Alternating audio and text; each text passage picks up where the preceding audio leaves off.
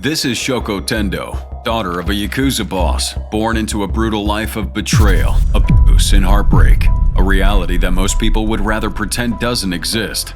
So let's take a look inside the insane life of a dangerous Yakuza's daughter. ヤクザになると華やかに結構見えるんですよ。周りから見るとやっぱりお金がいっぱいあって好きな女抱いてっていう風なのが見えるんですけど、基本的にはやっぱりもうでっちからなんで、誰かについて上の人についてね、礼儀作法とかを学んでいくっていうのが基本なんです。 After World War II, Japanese mobsters rose to power by running the black markets that emerged in the devastated country. They soon gained notoriety, mixing with prominent politicians, celebrities, and wealthy businessmen. In their prime, the Yakuza boasted a staggering 184,000 members, and despite introducing an anti-mob law in 1992, the Yakuza remains a formidable force. They're notorious for their involvement in the Japanese sex trade, as they lure women from all over the world with promises of visas, only to confiscate their passports and force them into brothels. They also carry out brazen assassinations, both in broad daylight and under the cover of darkness.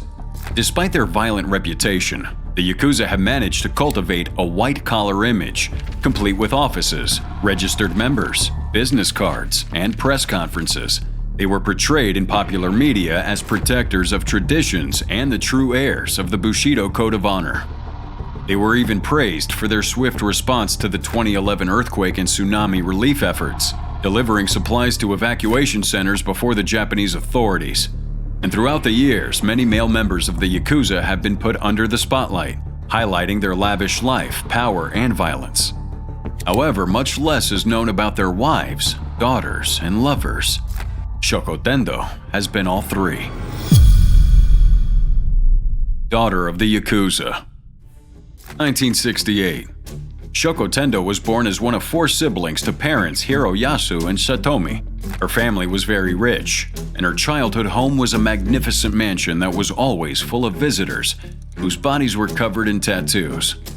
Shoko's father was a man with an ego larger than life. He was a successful businessman who ran 3 legitimate companies besides his other darker profession. His wallet was always full, and he had a garage full of luxurious cars. However, behind the facade of success and riches lay a dark secret. Hiroyasu Tendo was a member of the Yakuza. Because of this, the Tendo family was shunned by those around him. Their neighbors would always gossip, and Shoko recalls her uncle walking up to her father during her grandmother's funeral, only to tell him that he was a lowlife who tarnished the family's name and wouldn't be inheriting any money. Shortly after that incident, Shoko's father was put in prison.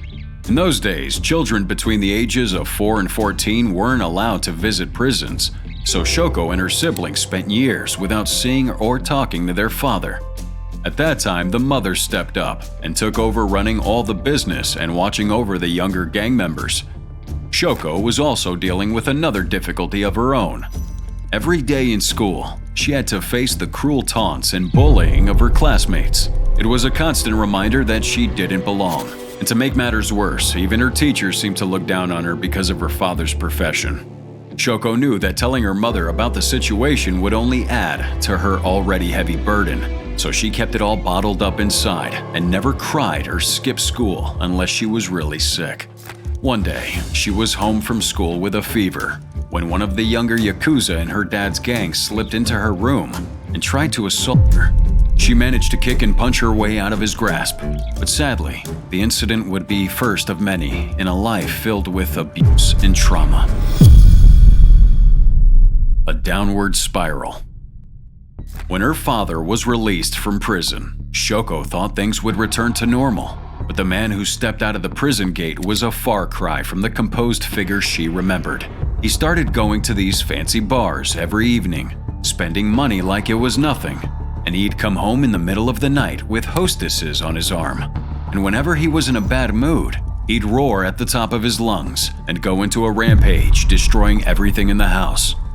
Around the same time, Shoko's older sister, Maki, became a Yankee, one of those wild kids who bleach their hair and race around on motorcycles. She dressed in flashy clothes, skipped school, and even ran from home sometimes. Shoko thought her sister was totally cool. But little did she know this hero worship was about to turn her life upside down. She began dressing like her sister and going out with her to clubs and bars. And in the Yankees, she found the refuge she was looking for. As for the first time in her life, she felt like she belonged somewhere. But the girl's new lifestyle came with a hefty price. Every time they went home, they were met with their father's fury. He'd grab whatever was nearby and start hitting him with it. Ashtrays, bottles, whatever he could get his hands on. And he'd keep hitting them until they were on the ground, barely conscious. Maki would always break down and ask for forgiveness. Shoko, on the other hand, would never apologize, and things only went downhill from here. Shoko continued to rebel more and more. She was strung out on thinner most of the time and even began getting into many fights. One day, one of Shoko's friends, who were in trouble with other girls, asked for her help. A huge fight ensued between the girls, and soon the police showed up and hauled them off to the nearest police station. During her trial, her father called her nothing but a deflated ball in front of everyone. Then he explained, "It doesn't matter how much her parents worry about her. She's like a deflated ball. If you try to throw it, it'll never fly straight nor bounce back." On that day, Shoko was sentenced to 8 months in reform school. The time she spent behind bars made little to no difference in changing her. However, big changes were in store for her when she was released. Fall from grace. That same summer, her father fell seriously ill with tuberculosis, hovering between life and death. And when he finally pulled through, he was a shadow of his former self. And then things took another turn for the worse when the family started facing financial difficulties and became plunged into debtor's hell. Eventually, Shoko's father decided to resign from his position as a gang leader. He'd always been a proud member of the Yakuza, admired for his flashy lifestyle and ability to flaunt his wealth. But when he became burdened with debts, he knew he had to make a sacrifice for the sake of honor by voluntarily stepping down from his position, as he couldn't bear the thought of sullying the name of the Yakuza. Despite his reputation as a powerful and respected figure, he knew he couldn't show off or flash his money around in the way he once did. After all, Yakuza were supposed to be strong and unbreakable. The debt collectors kept pounding on their door day after day, each one as menacing as the last. But it wasn't until Shoko's father fell behind on his payments that one particular collector, Maejima, started showing up more often. He was an ex-Yakuza with a face that told a story of a violent past. But there was something else in his eyes when he looked at Shoko that made her skin crawl. He invited her out to dinner, charming her with his smooth talk and flashing his wealth around like a badge of honor. But it wasn't long before the facade began to crumble. Shoko quickly realized that Maejima was not to be trusted, but it was too late. They had begun dating in secret, and it wasn't long before he introduced her to hard drugs. And every time they met, he would feed her addiction, which he was responsible for, using it as a way to control her and keep her under his thumb. And whenever Shoko tried to end things, he would threaten her father's safety. "He owes me a lot of money," Maejima would say, his voice low and menacing. "You wouldn't want to see him pushed over a ledge by all those debts, would you?" Shoko's answer would always be a trembling no. She felt trapped. She couldn't bring herself to tell her father, not with Maejima's threats looming over her. So she stayed with him, always looking over her shoulder and waiting for the next shoe to drop. But she didn't have to wait long. Shoko thought that taking a job at the neighborhood bar would be a good way to make some extra cash. But she fell for one of her customers. He was charming and seemed to genuinely care about her. They started dating, and for a while, everything was perfect. But when Maejima found out about the relationship, he saw red. He cornered Shoko in a seedy hotel room and tried to convince her to leave the man she was seeing. When Shoko refused, Maejima's anger boiled over. He beat Shoko mercilessly and left her bruised and bloodied on the hotel room floor. Despite the pain, she managed to drag herself back home, determined to put an end to the cycle of abuse and addiction that had consumed her life for so long. But unfortunately, life had other plans for her. Not long after getting clean from drugs, Shoko began working as a hostess in a bar. Life seemed glamorous at first, but she soon found herself trapped in another abusive relationship. This time with a Yakuza named Ito. At first, he seemed sweet and caring, but it didn't take long for his true colors to show. He became possessive and controlling, constantly calling her and even showing up uninvited at her apartment. If she talked to anyone else, he would beat her mercilessly. Despite all that, Shoko couldn't bring herself to leave. She was convinced Ito loved her and that things would get better. After each violent attack, he would apologize and she would believe him. It wasn't until one particularly brutal beating that she realized she needed to get out and take control of her life and break free from his grip before it was too late. Yet what Shoko did as the first step toward regaining control of her life was anything but expected. Breaking free.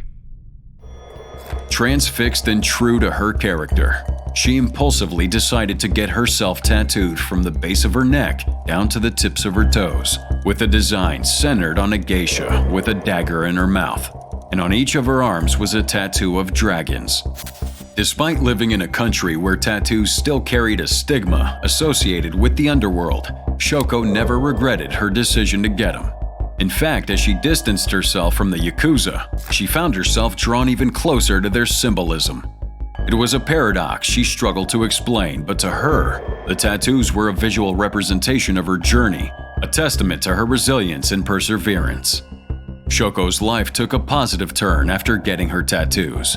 She had newfound enthusiasm for both work and life, and it wasn't long before she met Takamitsu, a Yakuza 4 years her senior. For Shoko, Takamitsu was the only man who had ever treated her right. He would make her happy and even propose to her, to which her parents gave their blessing.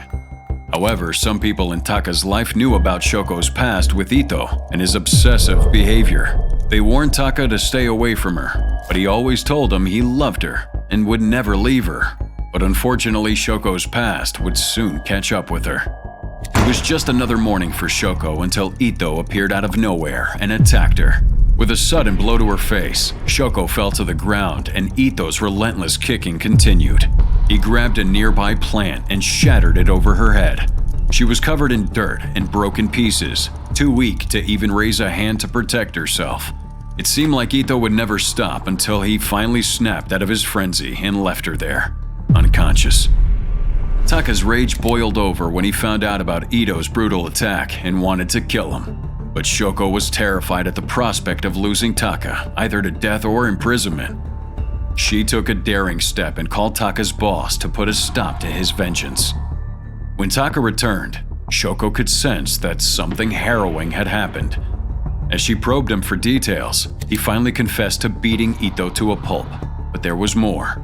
Taka had decided to quit the Yakuza. Shoko knew what that meant in the Yakuza world. Her eyes moved to his left hand, and her heart sank when she noticed it was wrapped in a bloodied bandage. Taka had cut off his little finger. Shoko recalled an incident from her childhood when a young gangster came to their door and tried to hand his severed little finger to her father, a traditional method of Yakuza atonement. Her mother tried to shield her eyes, but Shoko could still see the blood dripping from his hand. In the world of Japanese organized crime, this brutal ritual is known as yubitsume, or finger shortening.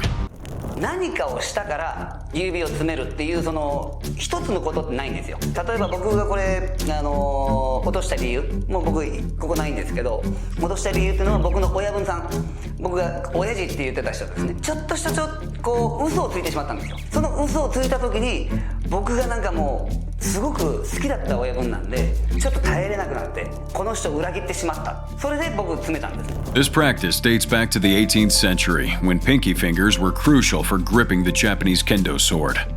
Yakuza members are initiated with sword fighting and meditation lessons. But if they step out of line by failing to complete a task, such as killing someone or importing drugs, or if they're unable to pay off their gambling debts, they face punishment. The punishment is to have their finger amputated, typically the pinky finger. The reason for this punishment is not just to inflict pain, but to also weaken the offender and make them more reliant on their leader. Today, yubitsume involves the member chopping off their own finger and handing it over to their boss as a trophy.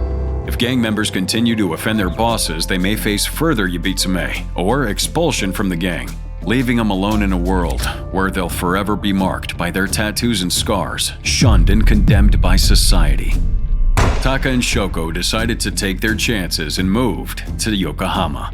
There, they began working hard at a pachinko parlor, and Shoko began working on mending the relationship between her and her parents. However, Shoko's efforts were abruptly halted when she received a call that would again shatter her world. Her mother had suffered a stroke and passed away. Shoko was devastated by the loss of her mother. She hardly ate, lost a lot of weight, and eventually tried to end her life by swallowing handfuls of sleeping pills. When she opened her eyes at the hospital, her father was there, tears streaming down his face. Seeing her father cry for the first time was a massive jolt of reality, and this time she was determined to get back on her feet. Sadly, her father passed away too, shortly after.